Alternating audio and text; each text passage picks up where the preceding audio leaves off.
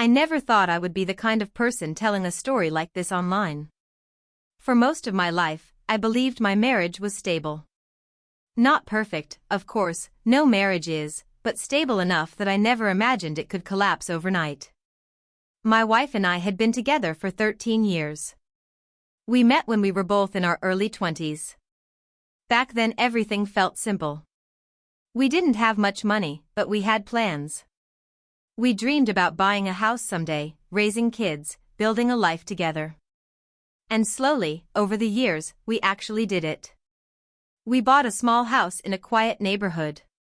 We had 2 kids. We built routines.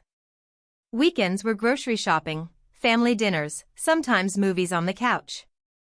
It wasn't some glamorous life, but it felt real and comfortable. At least, that's what I believed.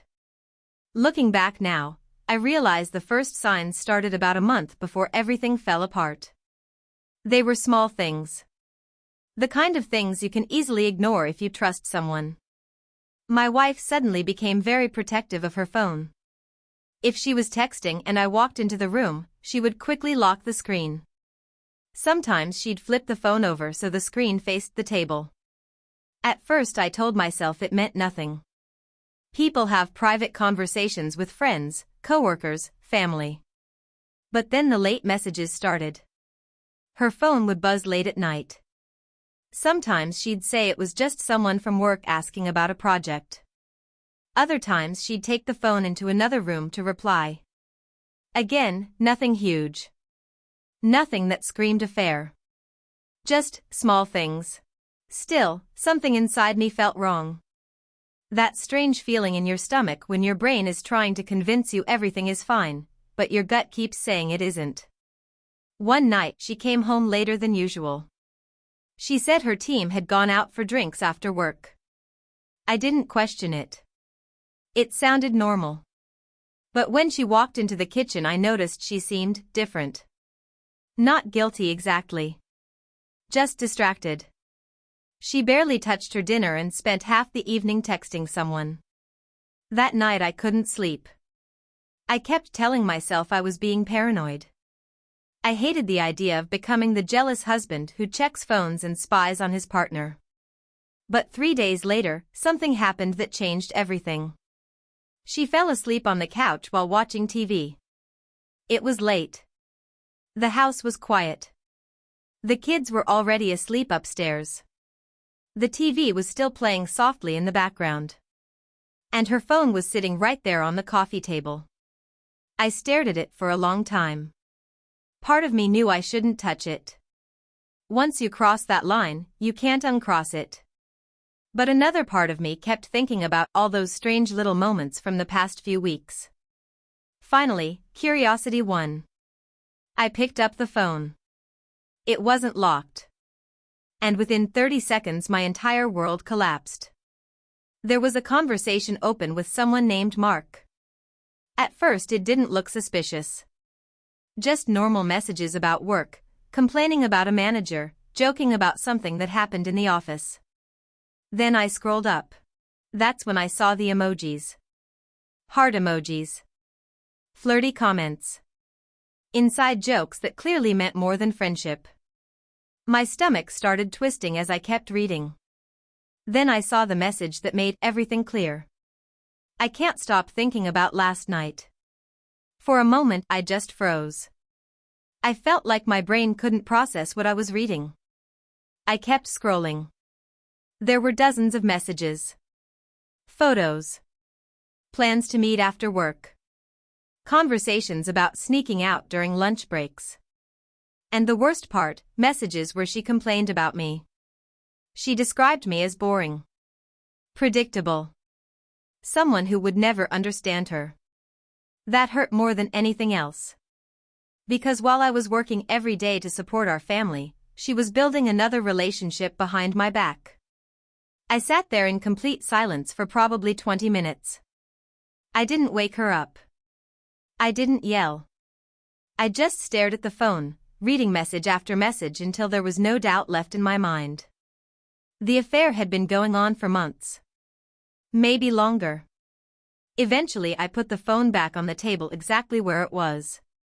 Then I went upstairs and lay awake the entire night staring at the ceiling. The next morning I confronted her. I waited until the kids left for school. Then I walked into the kitchen where she was making coffee and placed her phone on the table. "I know about Mark," I said. The look on her face changed instantly. First confusion. Then fear. Then anger. At first she tried to deny everything. She said he was just a coworker. That I was overreacting. So I opened the messages and showed them to her. That's when the excuses started. She said it was just flirting. She said it didn't mean anything. Eventually, after about 10 minutes of arguing, she finally admitted the truth. The affair started emotionally. They began talking more at work, sharing personal problems, complaining about life. Then they started going out for drinks after work. One night they crossed the line. And after that, they kept seeing each other. Hearing her say it out loud felt surreal. Like I was listening to someone describe a stranger's marriage instead of my own. Then she said something that made things even worse. Mark was married. He had a wife. And 2 kids. Suddenly everything felt even more disgusting. It wasn't just my marriage being destroyed. Another family was involved too. That night I couldn't stop thinking about his wife. She probably believed the same lie I believed for months. She probably trusted her husband completely. And the more I thought about it, the more one question kept repeating in my head. If I were her, would I want to know? The answer was obvious. Yes. But when I told my wife I was thinking about telling her, she panicked. She begged me not to do it. She said it would destroy 2 families. That it would ruin everything. She promised she would end the affair immediately. She said we could go to therapy and fix our marriage. But I couldn't shake the thought that someone else was living the same lie I had just escaped. So that evening, I found Mark's wife on Facebook. It took about 5 minutes. I opened the message box. And then I just stared at the screen. I must have rewritten the message 10 times. Finally I sent it. I introduced myself and explained everything. I told her I had proof and that I was sorry to bring something so painful into her life. Her reply came faster than I expected. At first she thought it was some kind of joke or scam. So I sent screenshots. Messages. Photos. Proof. After that, everything exploded. She confronted her husband immediately. Within an hour my wife started getting calls from Mark. Then my phone started blowing up with messages. My wife was furious. She said I had no right to interfere in their marriage. But I disagreed. Because the truth doesn't belong to the people who are lying. Within 2 days both marriages were falling apart. Mark's wife kicked him out of their house. My wife packed a bag and moved to her sister's apartment. And just like that, the life we spent 13 years building disappeared. The house felt empty. The silence at night was unbearable. But strangely, I didn't regret telling the truth. Because cheating doesn't just destroy one relationship. It destroys trust. Families. Entire lives. And the only people responsible for that are the ones who decided to betray the people who loved them. Right now I'm focusing on my kids and trying to rebuild my life one day at a time. But if there's one thing I've learned from all of this, it's that sometimes the truth hurts more than anything else. Yet living a lie hurts even more.